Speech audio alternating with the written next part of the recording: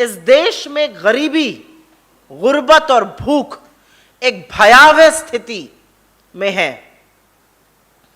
पर मोदी सरकार की तरफ देखिए तो वो बेखबर हैं, बेखौफ हैं, उनको कोई फर्क ही नहीं पड़ रहा है। कल शाम को वर्ल्ड बैंक की रिपोर्ट के अनुसार भारत में कोविड काल के दौरान 5.6 करोड़ 5 करोड़ 60 लाख लोग अत्याधिक पावर्टी, अत्याधिक गरीबी, एब्जेक्ट पावर्टी में ढकेल दिए गए। यह एक बड़ा खुलासा है। और यह करने से पहले वर्ल्ड बैंक ने यह भी किया कि तीसरी बार भारत की जीडीपी ग्रोथ रेट को इस साल घटाया और 7.5% से घटाकर 6.5% पर कर दिया गया।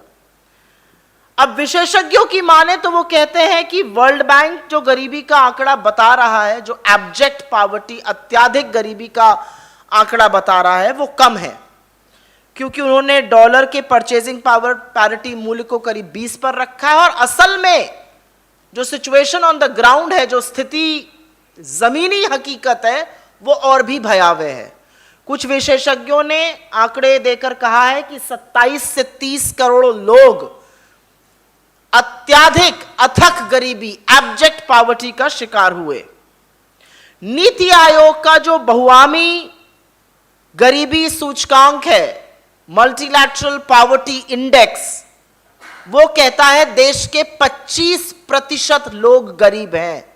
140 करोड़ की इस आबादी में 36 करोड़ 25 लाख लोग गरीब हैं और गरीब होते जा रहे हैं।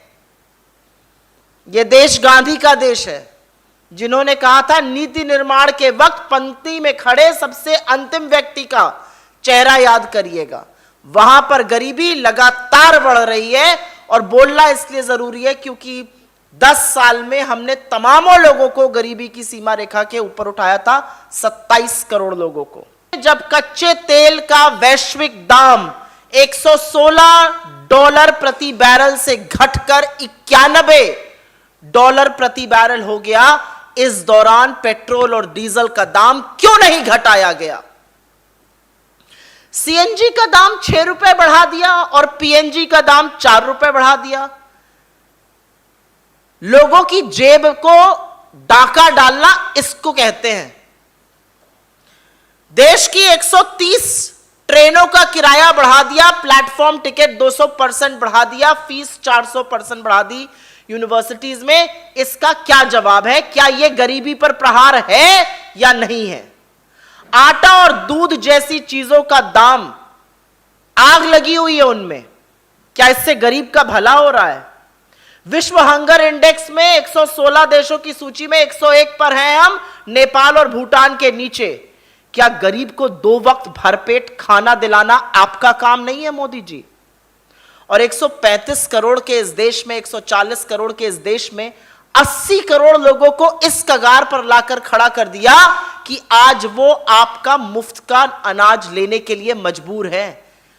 यह आपकी उपलब्धि नहीं है, यह आपकी विफलता है। जिस दिन समझ जाइएगा, गरीबों का भला करिएगा।